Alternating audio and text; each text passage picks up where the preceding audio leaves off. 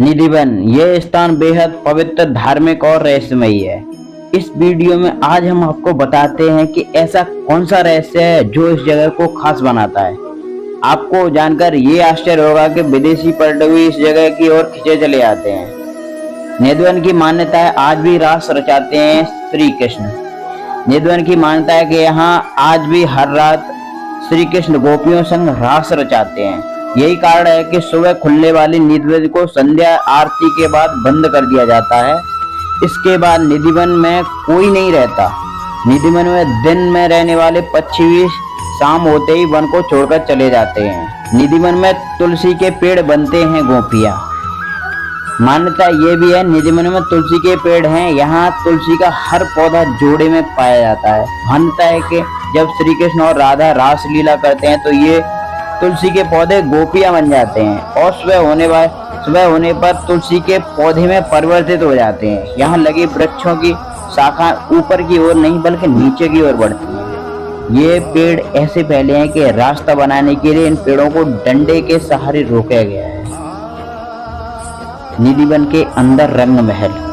निधिवन के अंदर रंग महल जिसके बारे में मान्यता है रोज यहाँ राधा और कृष्ण रास रचाते हैं। रंग महल में राधा और श्री कृष्ण के लिए रखे गए चंदन की पलंग को शाम 7 बजे से पहले ही सजा दिया जाता है। पलंग के बगल में एक लोटा पानी, राधा जी के श्रृंगार का सामान और दातुन संग पान रखा जाता है। रंग महल का बिस्तर मिलता है अस्त व्यस्त। रंग महल के पट सुबह 5 बजे खुलते हैं। उस समय बिस्तर अस्त व्यस्त, लोटे का पानी, दातुन कुची हुई और पान खाया हुआ मिलता है। रंग महल में भक्त केवल श्रृंगार का सामान ही चढ़ाते हैं और प्रसाद स्वरूप उन्हें भी श्रृंगार का सामान मिलता है। निधिवन के आसपास घरों में नहीं है खिड़कियां। निधिवन के सभी बने घरों में वन की तरफ खिड़कियां नहीं है। स्थानीय लोगों का मानना है कि शाम के बाद कोई इस वन की तरफ नहीं देखता। जिन लोगों ने देखने का प्रयास किया है वे अंधे या फिर पागल हो गए हैं। कुछ लोगों ने वन की तरफ बनी खिड़कियों को ईंटों से बंद कर रखा है जिससे कोई चाहकर भी इस वन की तरफ नहीं देख सके। वृंदावन में निधिवन नाम से एक जगह है जहाँ पर श्री कृष्ण का प्राचीन मंदिर है। इस मंदिर और वन के बारे में कई तरह की जनश्रुति प्रचलित है। कहते हैं कि यहाँ पर श्री कृष्ण रोज आते हैं और रात में रासलीला करने के बाद यहीं पर शयन करते हैं और सुबह होते ही चले जाते हैं। तो आइए जानते हैं इन अचरज भरी बातों का रहस्य।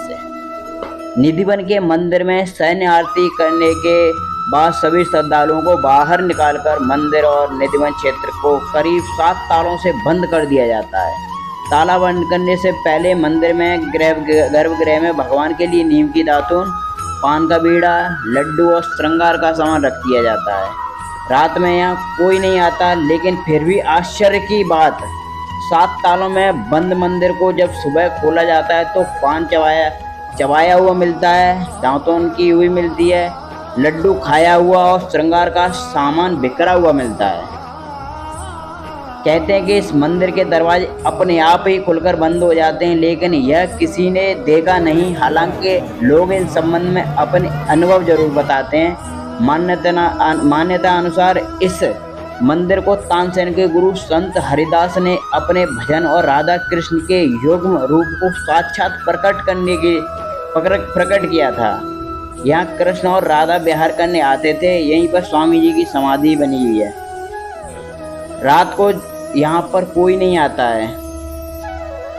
कहते हैं कि जिसने भी यहाँ पर रात को रुककर इस रहस्य को जानने का प्रयास किया वह सुबह बेसुध और आनंदित सा मिलता है। 2 या 3 दिन बाद उसकी मौत हो जाती है।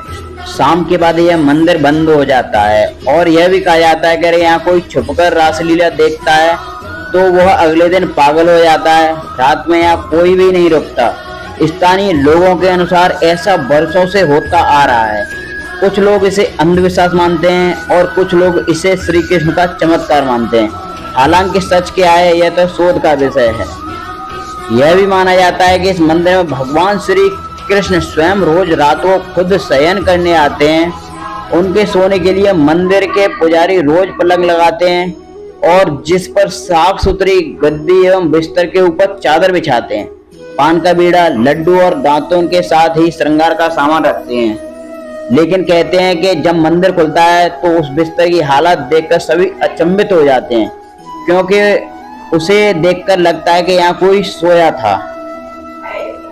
सबसे आश्चर्य की बात यह भी है कि यहाँ प्रतिदिन माखन मिश्री का प्रसाद चढ़ाया जाता है और जो बच जाता है उसे मंदिर में ही रख दिया जाता है, लेकिन सुबह तक वह प्रसाद भी समाप्त हो जाता है। आखिर कौन खा जाता होगा इस प्रसाद को?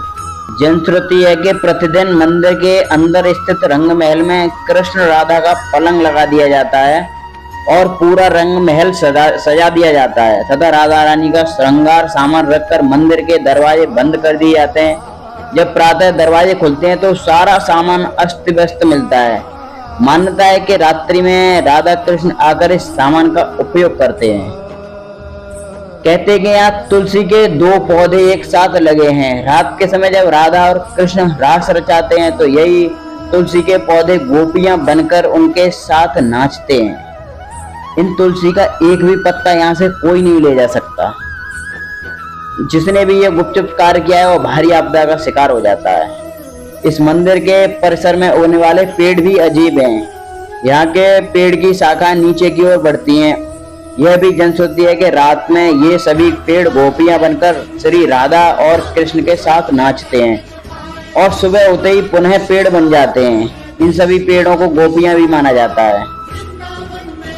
श्रीमद् भागवत के 10वें स्कंद में रास पंचाध्यायी में भगवान श्री कृष्ण द्वारा शरद पूर्णिमा को यमुना पुलिन में गोपियों के साथ महाराज के बारे में बताया गया है। आज भी शरद पूनम पर निधिवन में होती विशेष रास लीला, लेकिन कोई इसे देख नहीं सकता, बस महसूस कर सकता है। कहते हैं कि निधिवन के आलिंगनबद्ध पेड़ दरअसल यही रास रत गोपी कृष्ण है, जो प्रातः होते ही पेड़ बन जाते हैं और रात्रि के नीरव में रास करने लगते हैं।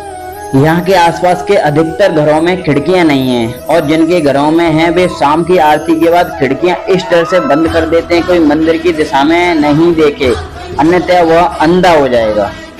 तो दोस्तों ये थे निधिवन की रहस्यमयी बातें। तो दोस्तों अगर वीडियो पसंद आई है तो वीडियो को लाइक करो, शेयर करो और हाँ, अगर आप चैनल पे पहली बार हो तो चैनल को सब्सक्राइब कर दो। तो दोस्तों मिलते हैं नेक्स्ट वीडियो में, तब तक के लिए जय श्री कृष्णा।